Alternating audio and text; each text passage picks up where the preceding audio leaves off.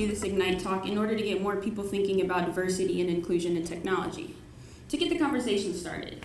So if you only walk away with one thing from this presentation, it should be to start this conversation with someone else. So when we talk about diversity and inclusion, we must consider the big 8 classifications or diversifiers: race, class, gender, sexual orientation, religion, age, nationality, and ableness, all important and interrelated dimensions of human identity. I once heard a phrase at an event about diversity that has remained in my mind. Diversity is being invited to the party, and inclusion is being asked to dance.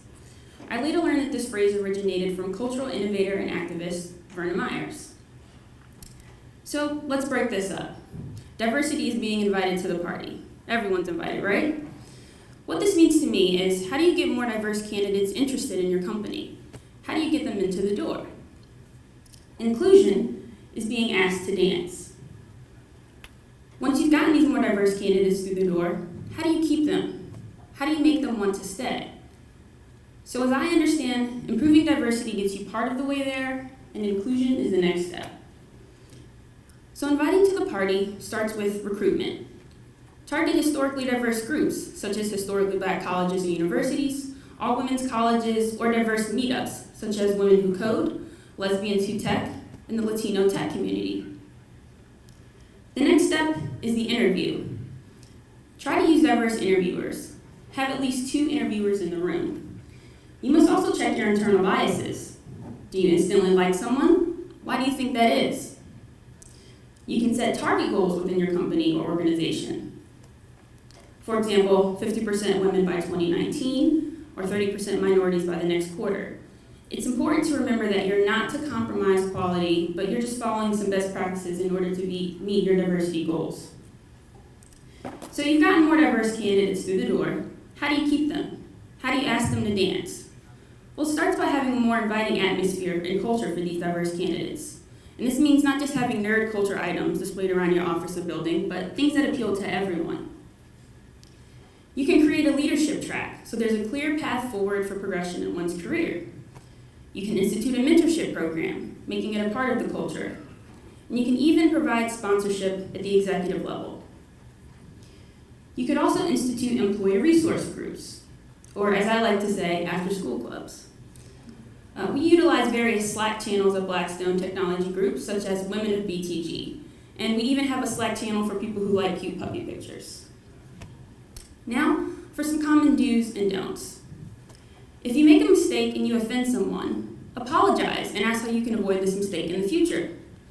Do use the same level of respect and formality for everyone, no matter their race, gender, class, status, position, etc.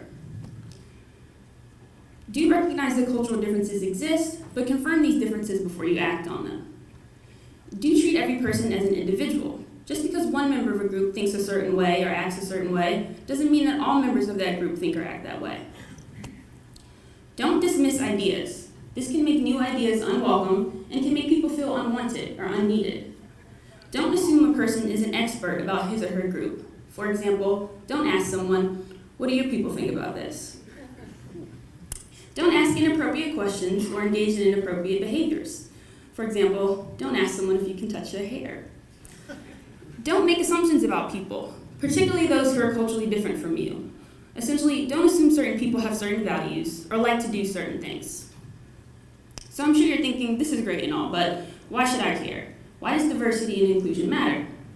Well, for one, as a more diverse company, you will be able to reach out to, build innovative features for, and encourage the inclusion of these underrepresented communities. In addition, female representation in executive management leads to a $42 million increase in firm value. Yet in 2016, only 20% of the board seats of the Fortune 500 companies were made up of women, and only 4% of those seats were made up of minority women. With every 10% increase in diversity on the senior executive team, earnings rise 0.8%. So if your earnings were $1 million in year 1 with 0% diversity, your earnings would rise to $1,080,000 in year 2 with just a 10% increase in diversity.